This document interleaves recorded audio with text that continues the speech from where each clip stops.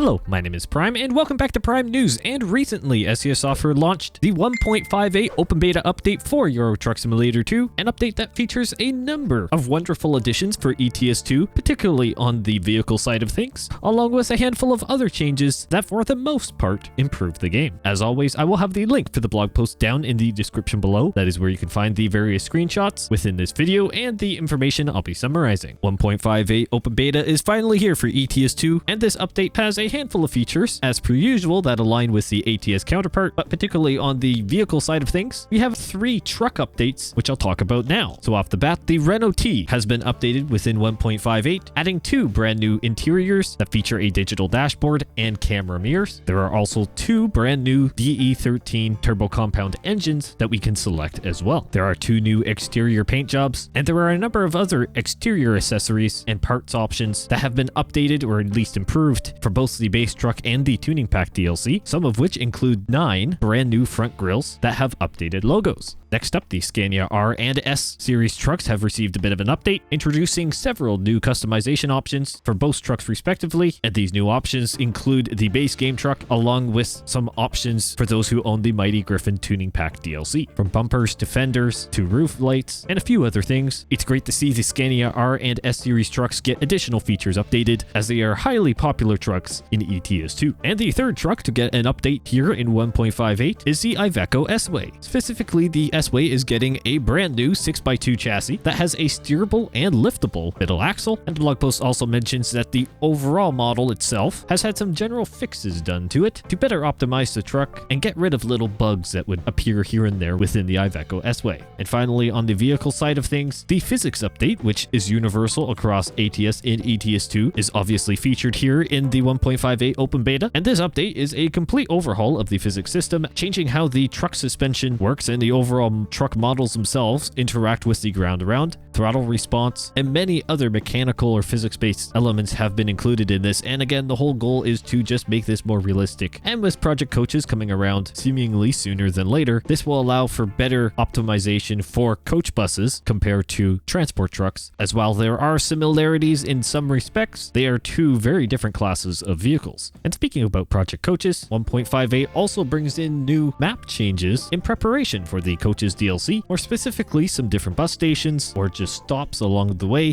different signage, and a few other tweaks to the map design itself to help grow the service area of project coaches in areas that may not have been designed fully with it in mind. Moving from the map to the gameplay side of things, there is a brand new Driving Academy module available within 1.58, that being the double trailer handling module. Now in this module, it will walk us through how to maneuver a double trailer, breaking it down into many different stages, and trust me, I need as many stages probably as I can get with these double trailers. So again, comment down below if you want to see me attempt this in ETS2. Regardless, that module is there and a great addition to enhance skills, particularly with reversing trailers. And now onto the UI or user interface side of things, and this is where some of the more noticeable changes have occurred. Most notably, the route advisor has been completely redone and replaced with a widget-based system, and that widget-based system also coincides with the quick info feature, which essentially replaces the pause screen. Now on first glance, many of you will have the same thought as I did and say this is really starting to look like a console game, and with the games planned to be released at some point on PlayStation and Xbox, we have to expect that some of these changes will be made universal. However, the route advisor redesign and the quick info feature, or particularly the pause screen, and how some of the elements are displayed, has brought up mixed reaction from the community, with many individuals, including myself, a little bit on the fence, shall we say, on the feature overall and if it's actually a beneficial addition for ATS and ETS2 respectively. From having a dedicated tachometer and speedometer unit to having different controller indicator bars, and then obviously the map and speed unit, the widget-based system isn't an entirely negative feature in its own right, but for those of us, including myself, that really don't use the route advisor much, there is a chance as of right now that we may have to pause the game to see our load information. And if you're playing in a convoy, again, I haven't been able to test this yet, but I would assume you'd have to stop and then check your information instead of popping it up in the route advisor optimizer as we've been able to do in the past. Again, on the fence about this one. I have to still do a little bit more testing with it to see what my final thoughts are, but I will be doing a first look of the 1.58 open beta update here in ETS2 soon, so keep an eye out for that video to come, as I'm sure I will address many of these UI changes in that video. Otherwise, the tutorial and contextual hints have been redesigned as well to match the rest of the UI scheme, as well as the truck and trailer configurator and management screen pages. So driver manager, truck manager, trailer manager, garage manager, etc. have had some little improvements done and not too impactful for most players. And so with all that said, that is the current 1.58 open beta changelog for ETS2, and I must say I'm very happy to see many trucks being updated within this update, but some of the UI changes definitely change where the topping point of this update truly lies. But again, I'll have to experience this for myself and see if many of my button configurations are gone, and so depending on what I load into next into ETS2 may very much change my opinion on this update overall. Comment down below what you think about 1.58 open beta if you've tried it already, and let me know if you want to see me attempt some of the Driving Academy modules here in ETS2, particularly the double trailer handling. Thank you all so much for watching, and I will see you in the next one.